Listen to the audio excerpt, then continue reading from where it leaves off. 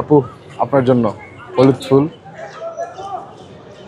আপু ভাইয়াদের লাল ফুল দেওয়া যায়, কোনো সমস্যা নেই, ঠিক আছে? তুমি নিও আমার থেকে। আপু একটা মিনিট কথা বলি আমি, যদি কিছু মনে না করেন। কেমন আছো? একটু কথা বলি একটা মিনিট, তাহলে ফুল নিব তোমার থেকে, ঠিক আছে? ফুল নিব তোমার থেকে, ফুল নিব আমি, ভাইয়া ফুল নিব। একটু কথা বলার সুযোগ দাও, ঠিক আছে? আচ্ছা আমি আপু আপনার জন্য হলুদ ফুল। আপু ভাইয়াদের লাল ফুল দেওয়া যায়, কোনো সমস্যা নেই, ঠিক আছে? তুমি নিও আমার থেকে। আপু একটা মিনিট কথা বলি আমি, যদি কিছু মনে না করেন। আমি ঢাকা বিশ্ববিদ্যালয়ের যে কেন্দ্রীয় ছাত্র সংসদ নির্বাচন, সেখানে আন্তর্জাতিক সম্পাদক পদপ্রার্থী, রাষ্ট্রবিজ্ঞান বিভাগের 2017-18 সেশন থেকে অনার্স মাস্টার্স কমপ্লিট করে বর্তমানে এমফিল আছি। আমি গবেষণা করতে চাই এবং এই কারণে ভর্তি হয়েছি। ঢাকা বিশ্ববিদ্যালয়কে আমাদের প্যানেল একটি গবেষণাধর্মী বিশ্ববিদ্যালয়ে রূপান্তর করতে চায়। RICL TMX, যুগের পর যুগ স্থাপনা থাকে মজবুত। এবং আসলে এটা তো একদিনে সম্ভব না, দীর্ঘদিন ধরে পরিশ্রম করতে হবে, কাজ করতে হবে। কিন্তু বর্তমানে যারা আছে তারা তো উচ্চশিক্ষার জন্য, গবেষণার জন্য বিদেশে যাবে। সে বিদেশে যেতে গেলে আমরা দেখি যে অনেক ধরনের সমস্যা।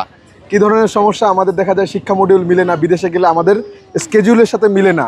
তো সেই ক্ষেত্রে আমি আন্তর্জাতিক সম্পাদক পদে যদি জিততে পারি, তাহলে ঢাকা বিশ্ববিদ্যালয়ের যে মডিউল, আন্তর্জাতিক বিশ্ববিদ্যালয়ের যে মডিউলের সাথে আমরা মিলিয়ে নিব, বিশ্ববিদ্যালয়কে ওই ধাঁচে গড়ে তুলব। এবং বিদেশে যাওয়ার সময় দেখা যায় যে আমাদের রেকমেন্ডেশন পেতে সমস্যা হয়, আমাদের ক্রেডিট ট্রান্সফারে অনেক ধরনের সমস্যা হয় এবং অত্যাধিক খরচ হয়।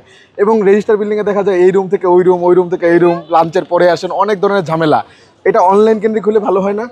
তো সেই ক্ষেত্রে আমি যদি জিতে আসি, আমি প্রতিজ্ঞাবদ্ধ যে আসলে এইটা বাস্তবায়ন করে ছাড়বো, যেন সব কিছু অনলাইনে করা সম্ভব হয়।